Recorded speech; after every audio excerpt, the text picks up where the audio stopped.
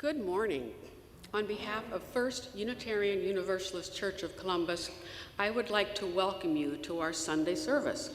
I am Reverend Kathleen Fowler, and I have been a member of this congregation for about 27 years, and I also served as an affiliated minister for 9 of those years while I was a chaplain with the Mount Carmel Health System.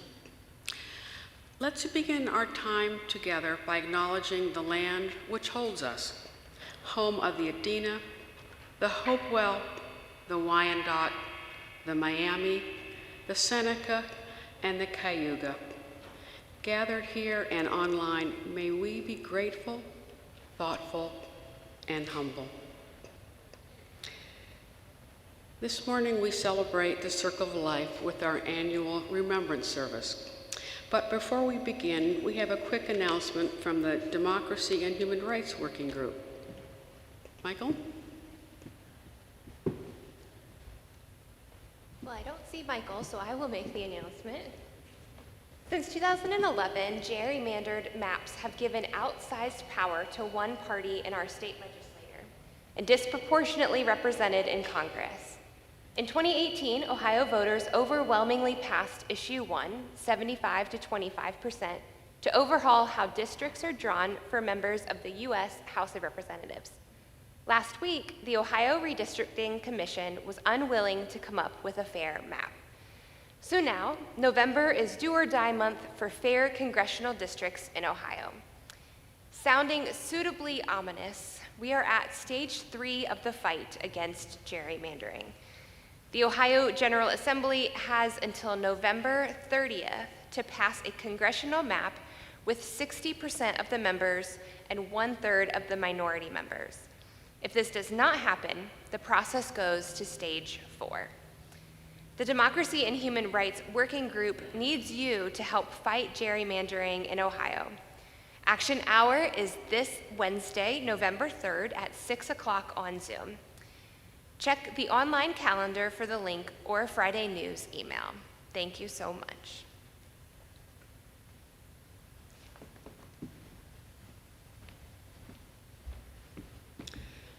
I invite you to rise in body or spirit and join in singing our opening song, For All the Souls. The tune is one many will recognize. The words have been adapted by Dr. Brandon Moss, our First Unitarian Universalist Director of Music. If you're at home, feel free to sing as loud and as strong as you wish. If you're here in the worship center, I invite you to rise in body and or spirit and either hum softly, sharing your love, but not your breath.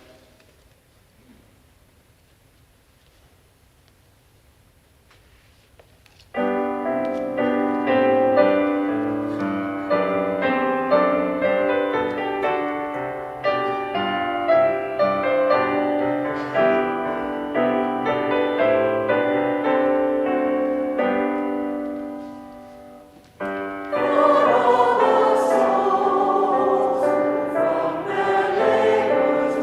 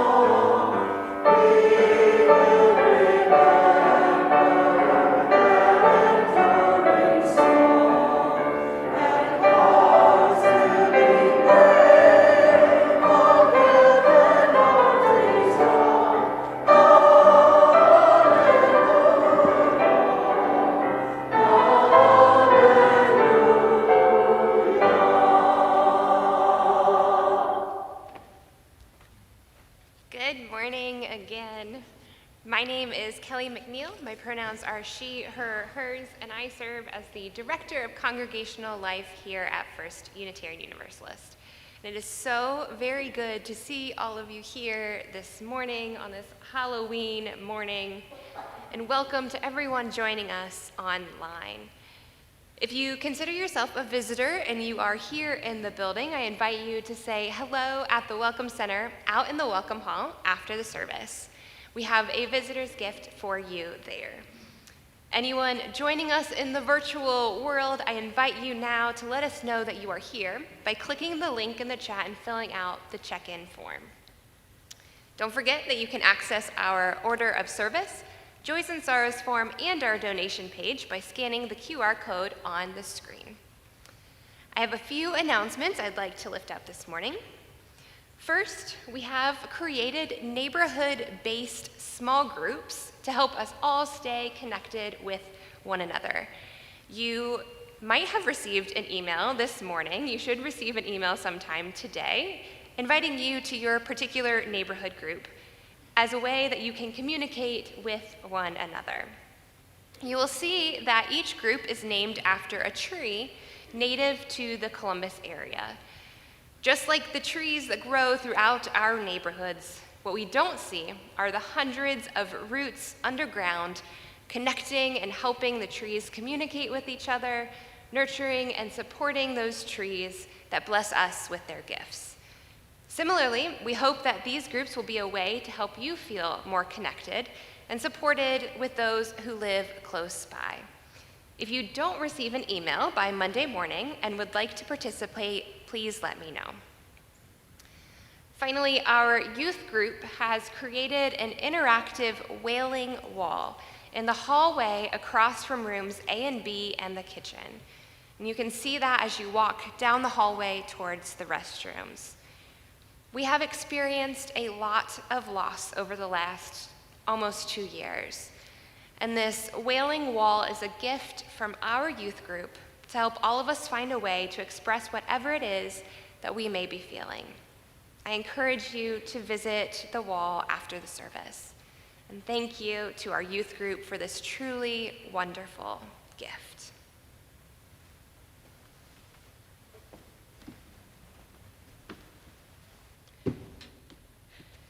Thank you, Kelly. I appreciate that. And just to acknowledge that we are a congregation of over 550 good people, plus families and kids.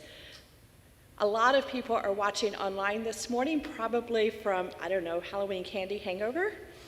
But I am so glad that those of you who are here. And for all those online, I welcome you to start trickling back in as the pandemic caseload numbers are improving.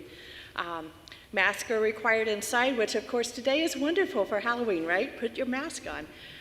But I welcome you all here, and I'm glad you're here however you're joining us this morning. I'm Reverend Dr. Marion Stewart. It's my pleasure to serve this congregation as senior minister. I want to do something a little bit different this morning. I'm going to ask Nathan to drum just a little bit while I'm doing this, because I went to an amazing event a few weeks ago. It was the unveiling of a statue of Wheeling Gaunt. He was an amazing person. He bought himself and his wife and probable child out of slavery in the 1800s. Somehow he earned enough money to actually purchase his way out of slavery. He was born in Kentucky and made his way north to Ohio, became a landholder and a benefactor. No one really remembered this on paper in history until a book was written, and finally a statue was dedicated a few weeks ago. But at the statue, Nathan, if you could drum, please. At the statue, the beginning of this, the unveiling, there was drumming in the background, and they were calling in their ancestors, which is perfect on this day when we celebrate our ancestors. But one thing they did at the very beginning, which is kind of opposite of what we do a lot of times, asking our kids to settle down, can we begin yet because of our kids? This group said, no, it's our ancestors who got us here. And so to begin, they asked for permission. In that case, they ask for permission for anybody 90 and over, permission to begin. But this morning, I would like to ask your permission if you consider yourself to be older or retired or elder, whatever, however you feel you fit in that continuum there. I invite you to make a noise, raise your hands, do something so we can have permission to begin as we celebrate our ancestors. Yes! I think we have a quorum. Awesome. Thank you so much, Nathan. And now let us settle down that we can begin, and Nathan will play our prelude.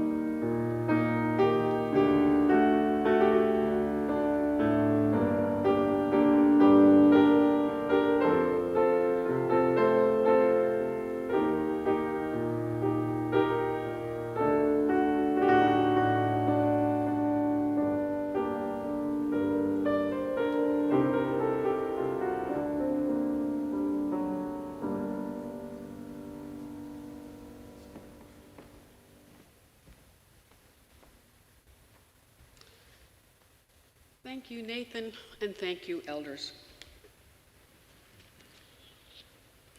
If you are joining us online, I invite you to bring your chalices closer so that we may light our flames together. Today, Elise, a member of our youth group, will help us light our chalice.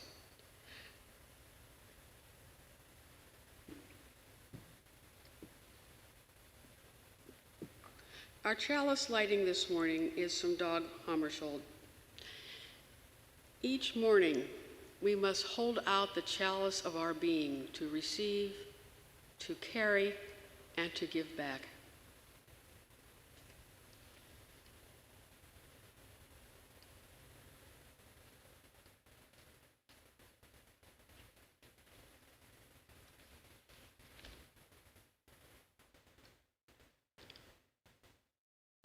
Our chalice is lit. Thank you, Elise.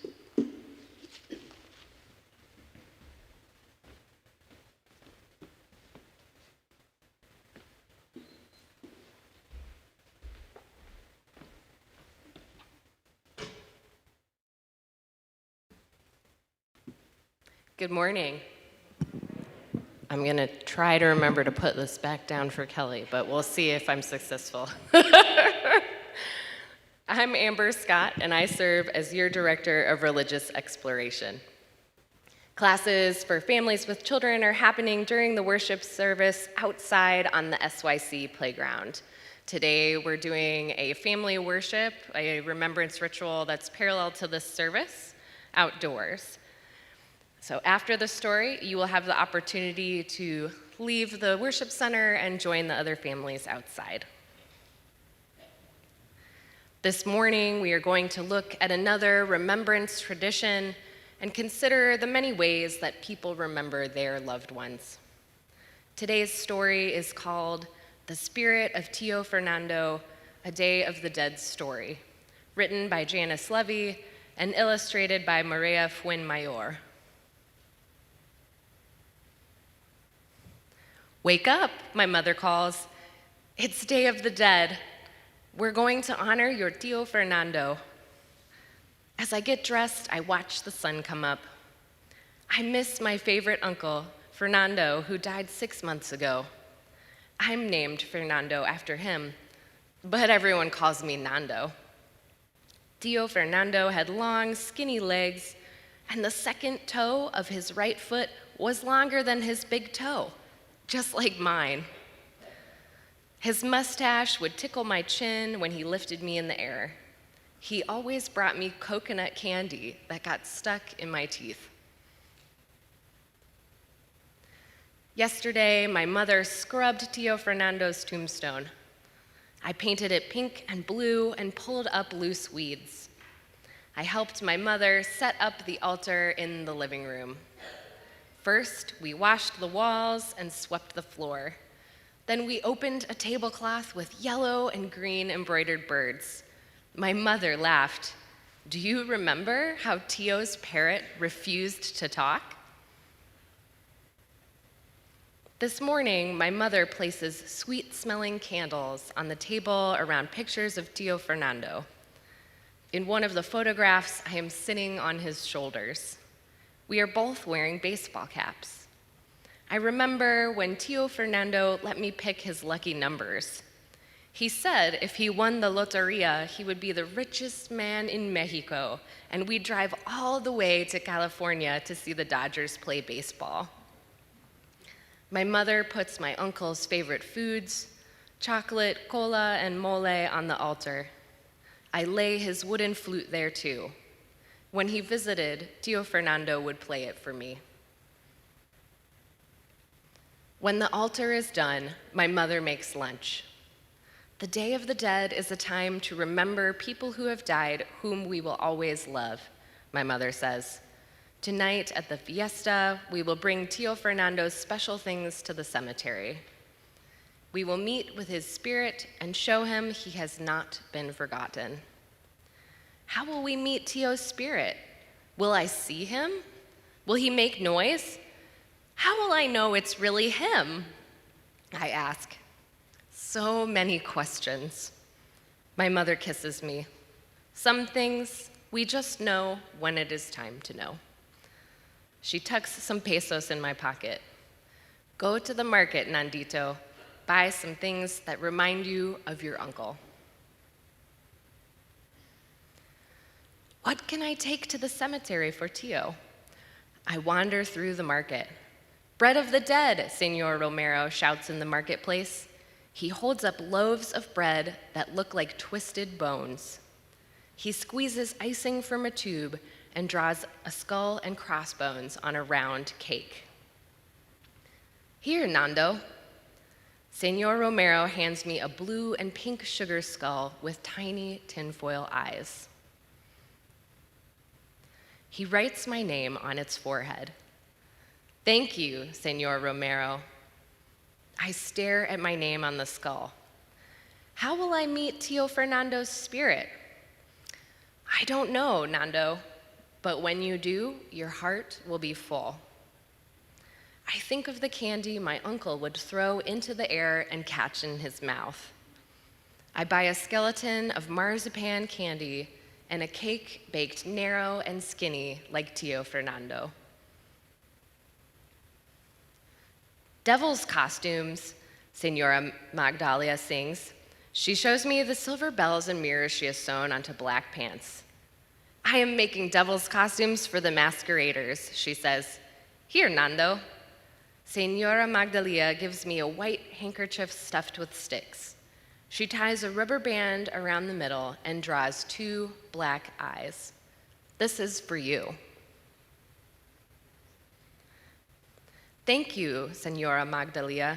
I shake the ghost in my hand. How will I meet Tio Fernando's spirit?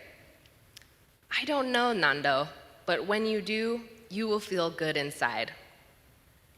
I think of the spooky stories my uncle told me. I remember how he made his deep voice high or squeaky. I buy an orange and black paper goblin on a stick and papier-mâché skeleton riding a small horse. I walk from one end of the market to the other and stop at every stall. There is so much to see. There is so much to think about. I meet my mother. She looks at the things I have bought and smiles. Hold my hand, Nandito, she says. It is getting dark. The street is crowded with musicians. People in costumes and masks twirl in circles. I dance to a mummer's serenade and laugh at the actors on stage singing songs about life and death. "Come," says my mother. "Let's go to Tio's grave now." The cemetery is nearby. Outside it, my mother and I buy marigolds, the special flowers of the dead. We place the flowers on Tio's grave, and they look like an orange blanket. We tie them on the cross, too. My mother plays the guitar and sings my uncle's favorite songs. She lights a candle and asks the soul of Tio Fernando to join us in the fiesta to remember the world he left behind. "Is Tio Fernando's spirit here?" I whisper. My mother closes her eyes and puts her arm around me. I hear her heart beating, or maybe it is my own. I feel a tickling across my cheek. A bird whistles as high as a flute. A warm wind blows from my head to my feet. I look down and see how the second toe of my right foot sticks out of my sandal. "The spirit of Tio Fernando." I look at my mother. She opens her eyes and smiles. Then I am sure that Tio Fernando is happy with his fiesta. He knows that we love him and that he has not been forgotten. The end. The Day of the Dead is a centuries-old holiday mixing ancient Aztec and traditional Catholic customs. It is celebrated throughout Mexico and Central America. In Mexico, where this story takes place, the holiday lasts from October 31st to November 2nd. During this time, people who have died are honored and their spirits are believed to visit the earth. Altars are built in homes, and the markets are filled with special holiday foods. Plays and parades are held in many places. Often, people celebrate in the cemeteries. When the holiday is over and the spirits have returned to the spirit world, the celebrants are happy and at peace, knowing they have made the souls of the dead feel loved and remembered. I invite you to consider what traditions and rituals you use to remember. Children, youth, and families who would like to participate in outdoor Sunday school are now invited to head towards the playground during this next song.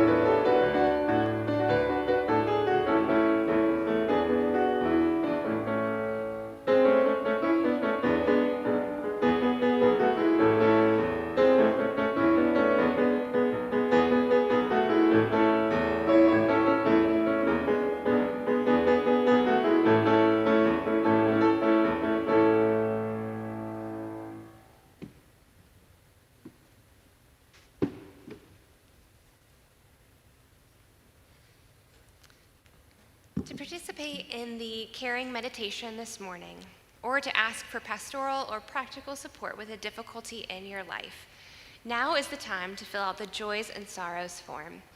You can find it by scanning the QR code on your screen or here on the slide, or by visiting firstucolumbus.org/Sunday. If we receive your joy or sorrow in the next few minutes, we'll read it aloud later during the caring meditation. This form is also available throughout the week. We also have pastoral listeners here this morning, and you can spot them by the purple scarf that they are wearing, and they'll join me later for our caring meditation. They're available to chat after the service if there's anything you need heard or witnessed. Other members of our pastoral team are available throughout the week. If you brought pictures or totems in memory of your loved ones, I invite you to bring them forward and place them on the tables.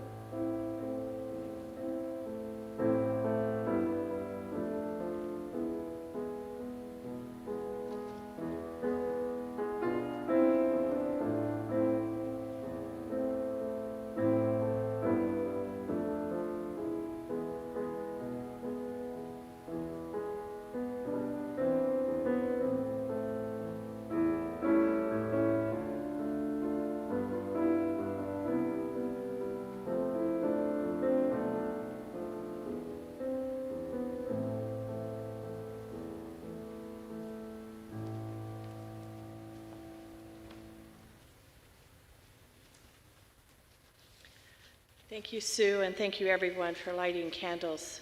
You're welcome to come forward and light a candle at any time. There's also a Joys and Sorrows table in the back for your prayers.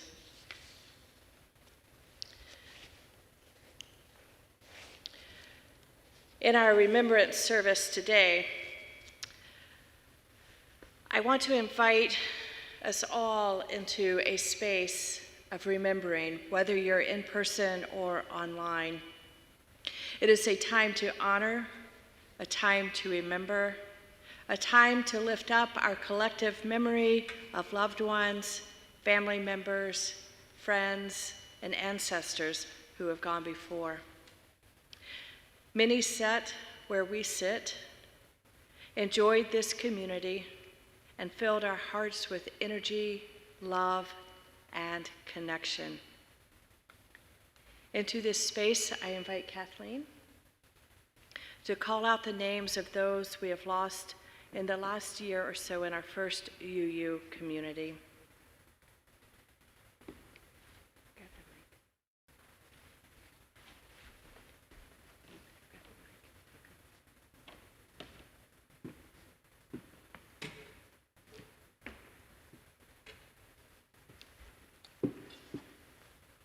Ernest Lockridge.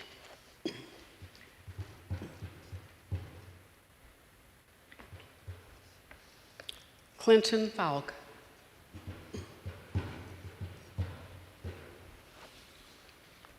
Betty Powell.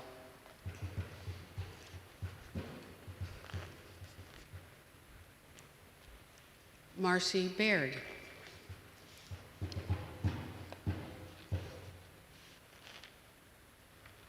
Tom Townsend.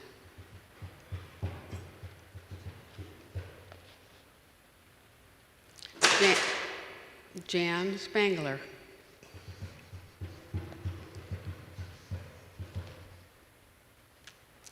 Bill Merchant.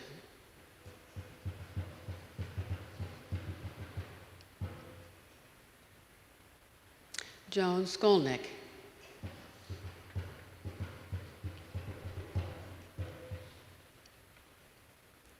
Margaret Margie Starbuck.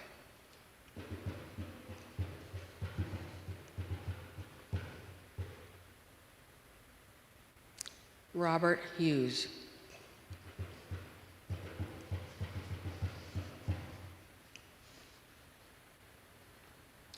Dick Lucky.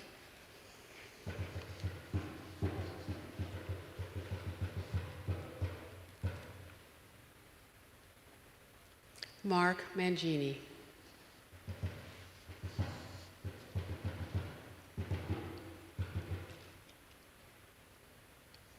Nancy Moore.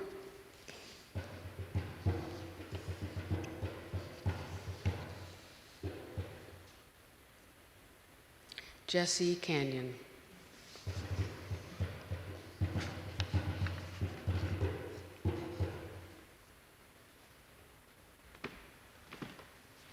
Into this space, I invite you to call out names of those you have loved, who you have lost either in this past year or during the pandemic. Anne.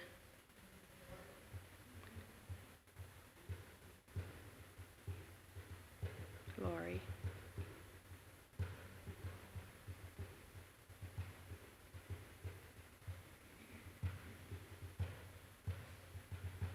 If you are online, I invite you to put the names into the chat. Please add the names of your ancestors who have gone before in your families and friends, your lineage. Call into this space, write it into the chat. John. Monday.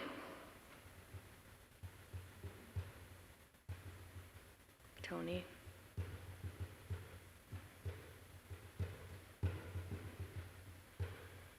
Burke.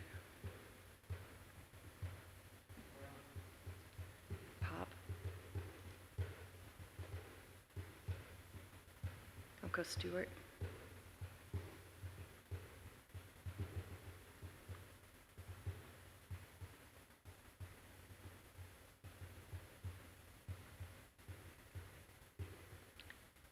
and into this space, online, virtual, and in person.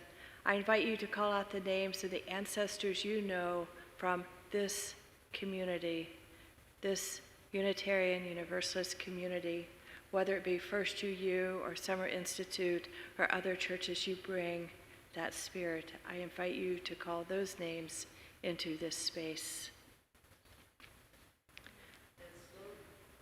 Tony.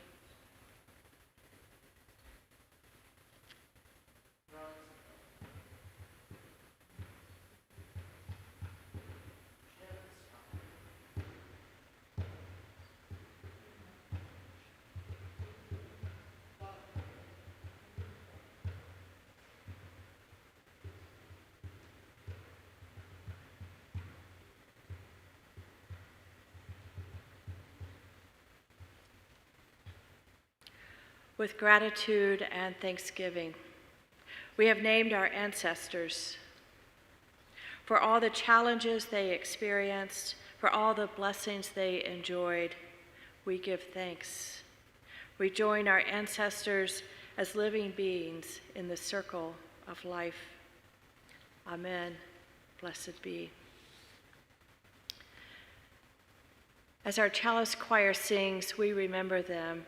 I invite Kathleen to take a vial of our shared water from water communions past, and pour them out over the grounds of our memorial scatter gardens, which are just outside these windows. Kathleen will return right after she does that with an offering from the garden and place it on the table. I invite us all to listen as the choir sings. We remember them.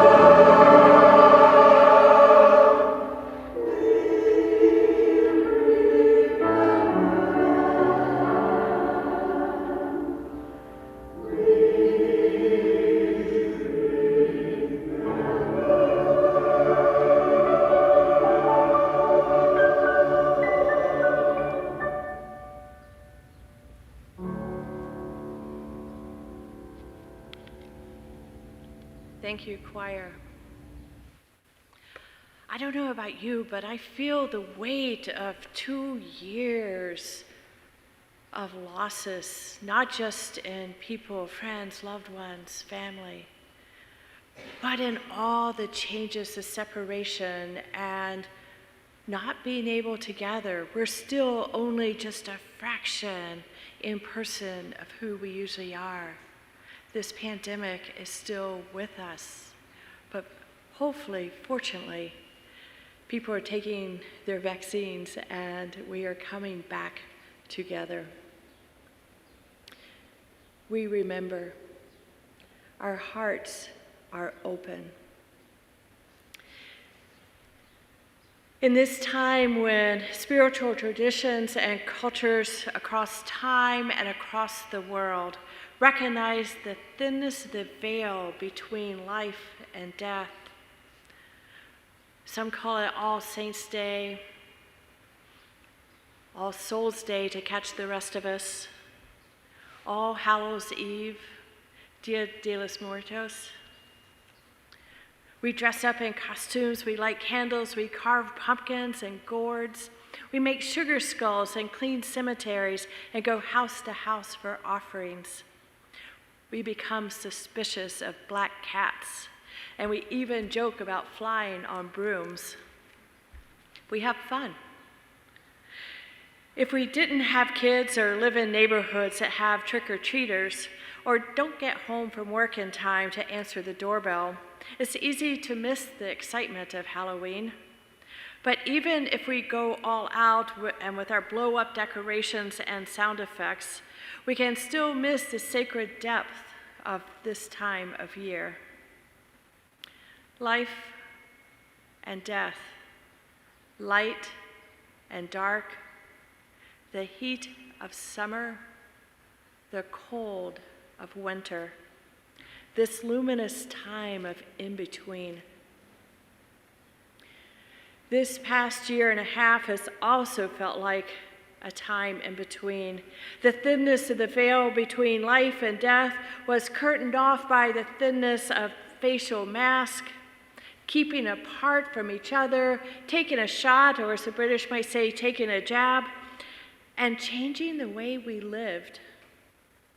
Yet, tiny aerosols still floated around and still claimed hundreds of thousands of American lives and many more around the world.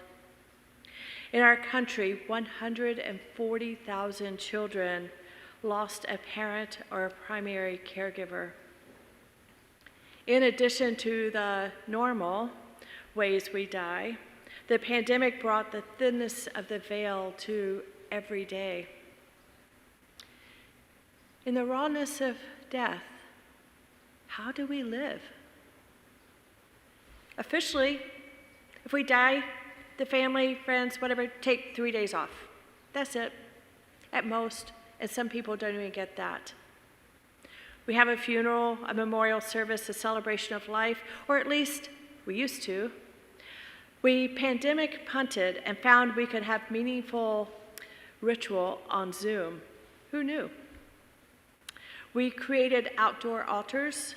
We have a large heart hanging out in front of our building with ribbons that you can tie on at any time. We hold vigils outside hospital and nursing home windows. And we grieve, too often, alone. So again, the question, how do we live? Beyond checklist stages of grief that come and go, beyond efforts at staying busy that seem like shoveling smoke, and beyond buckets that overflow with tears, how do we live? In a review of Adrienne Marie Brown's Afrofuturist novel, Grievers, Ingrid Lafleur shares some of Brown's insight on grief. Brown writes, "Grief can end all productivity. The stranglehold of grief makes it difficult to feel and see beauty. The pain consumes you. The pain of loss, unrealized dreams, shame, regret, and guilt, We try to manage the chaos of grief while trying to function and participate in the world, and we often fail.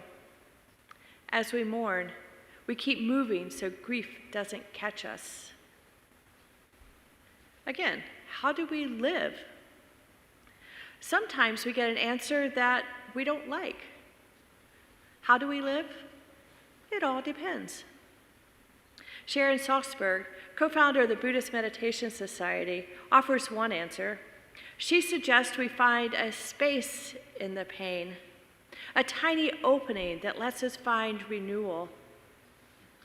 In the first chapter of her book, Real Change, Salzberg writes about being stuck in our emotions and reactions. And while she is talking about PTSD, I think her advice works well for grief, because in pandemic time, we've all been subject to a certain level of trauma. Salzberg is Buddhist and promotes meditation as a way of finding needed space, but I believe we can use prayer or other intentional time to practice getting at the same thing.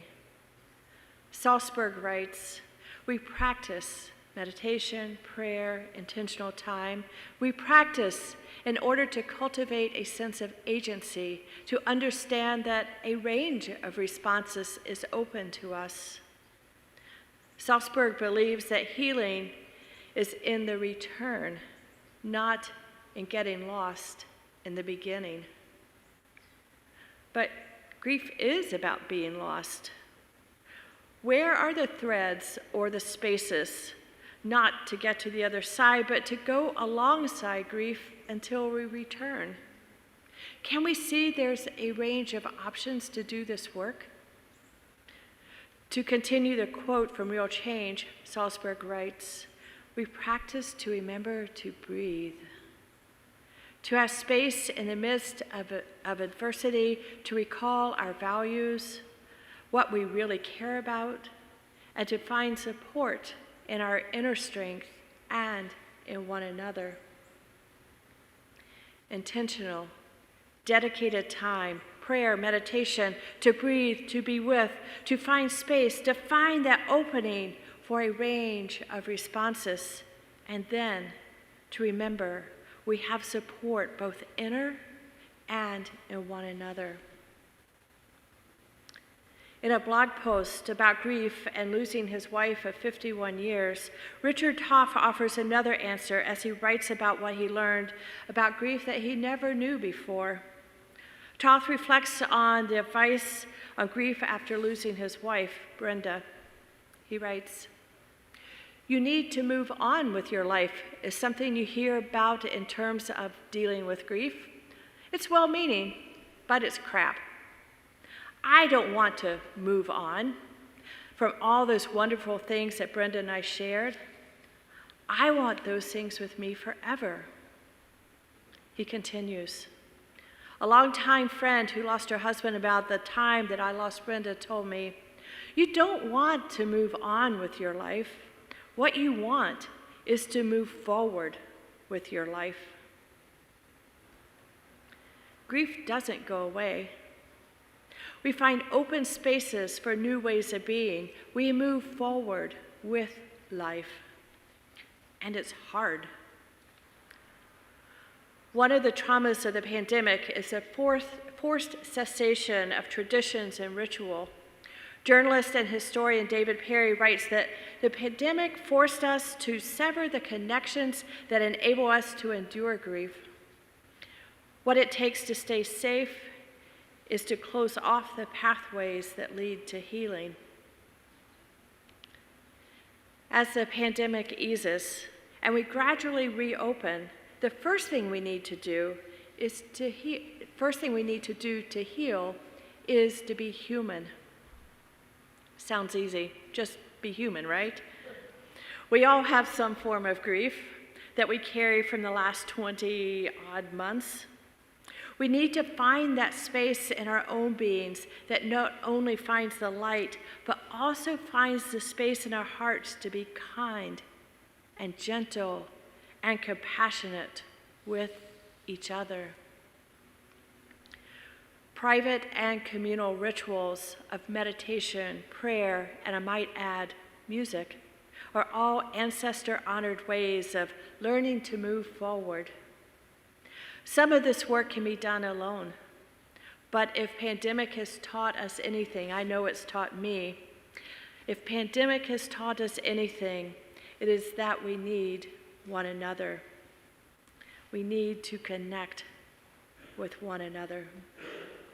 As we sit together here and in live stream in the sanctuary, we know that these walls that surround us, hold our memories just as our rituals hold us. This in-person and online experience, this is sacred space. In the thinness of the veil, we return. We move forward together with love at the center. Blessed be and amen.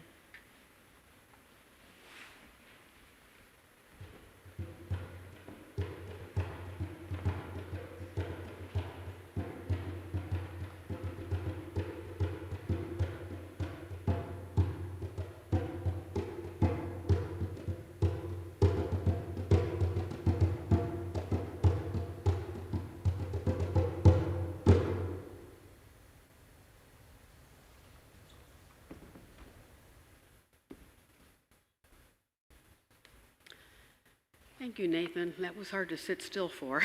I just wanted to dance. Our church is a community of love, caring, and generosity. Together, we work for a more just world. To offer our gifts and to pay our promised pledges is to say yes. We are defined by our hearts and our deeper values. Our Share the Plate recipient for October is the Single Payer Action Network of Ohio, or SPAN, a partner of the Health Care Focus Group of our Justice Action Ministry. The Single Payer Action Network of Ohio is a statewide coalition of organizations and individuals in Ohio seeking fundamental health care reform in our state and the nation at large, so that every resident is guaranteed full and comprehensive coverage. This is possible. An Ohio health care plan has been introduced into the General Assembly. Information on how to engage will be available at the jam table after the service. You may also contact Alice Farina for more information. Our donations have a bigger impact when we give together. Regardless of your ability to contribute, we value your presence here. Thank you.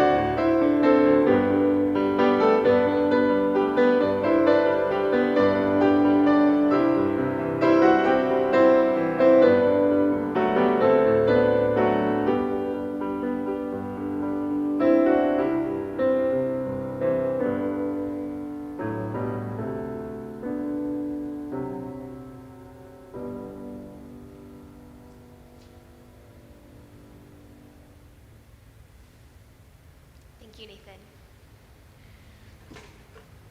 I begin our caring meditation this morning with these words from Leslie Takahashi entitled Immortality.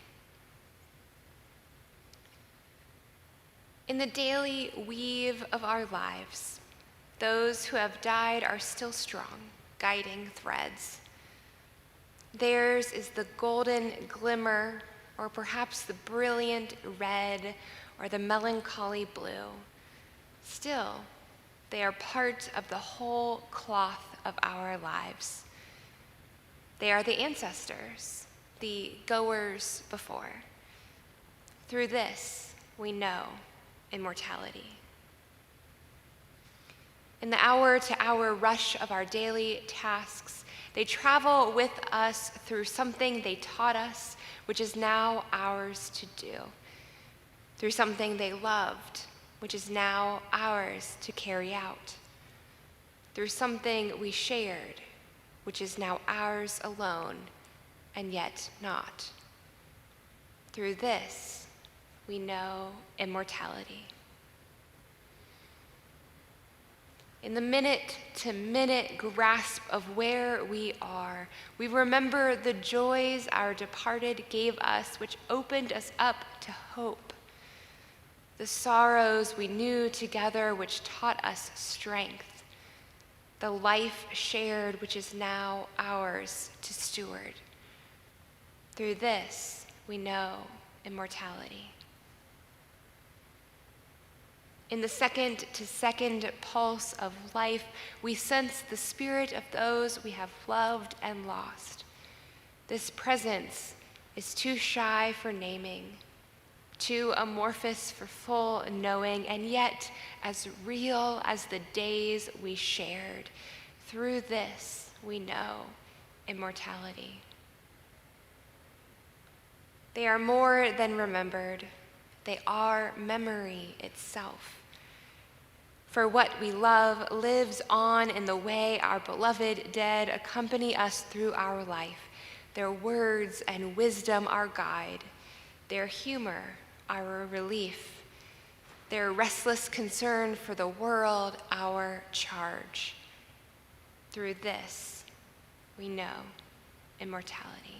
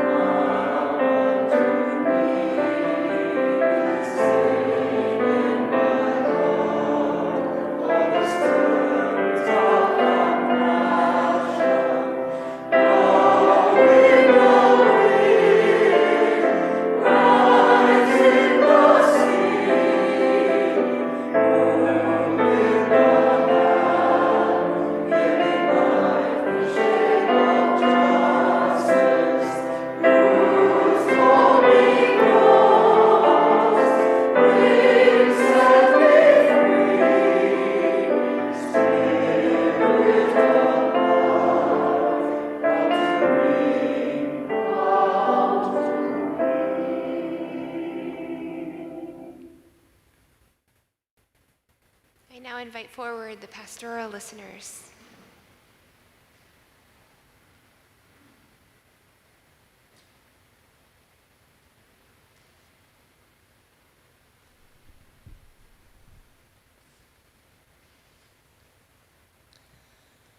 This morning, we have 3 sorrows that have come in. Lisa O.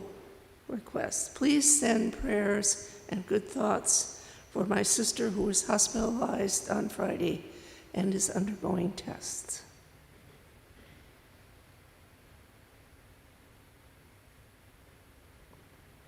Sylvia H.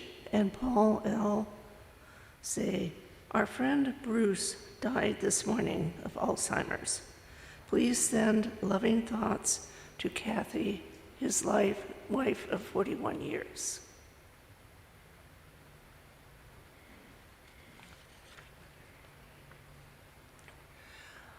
Mary Lou M. says, my cousin Patricia died Tuesday as the result of an accident with a truck driver that happened 47 years ago.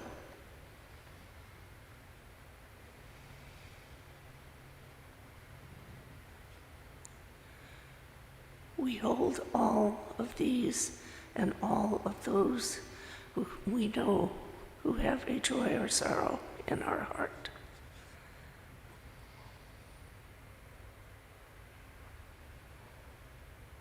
As Marian rings our temple bell, I invite you into a brief time of silence. Use this time to reflect, imagine, pray, or just simply be. She will ring the bell a second time as we continue our service.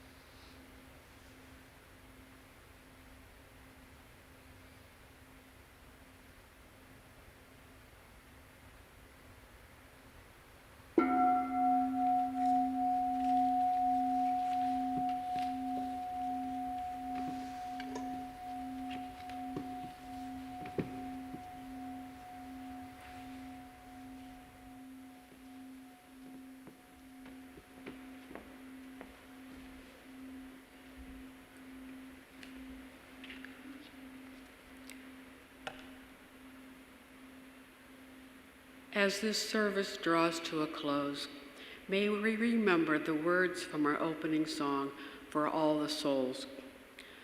To those loved ones who have gone before us, we honor you. We honor you for your stories, your strength, your faith, your love, and for your imperfections as well. Using the words of Reverend Leah Derlin Jones, as we go forth from this place and time, let us honor those who came before us by doing the work of living boldly, loving mightily, and creating heaven on earth.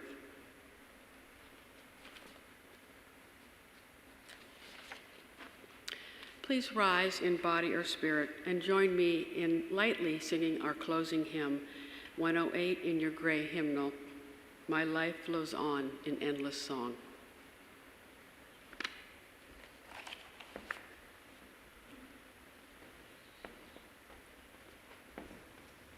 Thank you.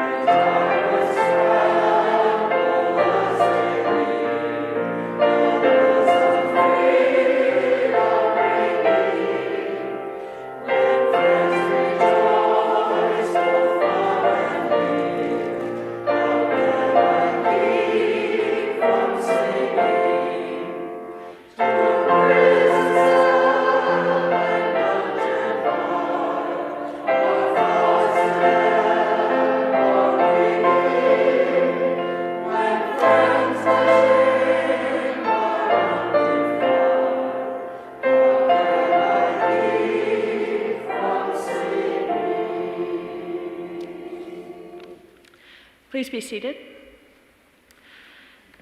You know, I knew that the first Remembrance Day service post-pandemic was going to be hard. It was not going to be a light service. Sorry about that, but we've been through it, folks. We've been through it, and this is a part of the process of going forward. Thank you so much for your memories, for your presence. If you have joined us online, I invite you to grab your chalice or candle so that we can extinguish the flame together. After our service has concluded, please join our coffee hour. It is yet another nice day. We snuck by without the rain. Coffee hour conversation just outside these doors. And if you're online, we will have our traditional Zoom coffee hour with the Anti-Racist Allies group hosting today. Everyone is invited to the conversation, however you join. Now let us join together in saying our chalice extinguishing words. We extinguish this flame, but not the light of vision.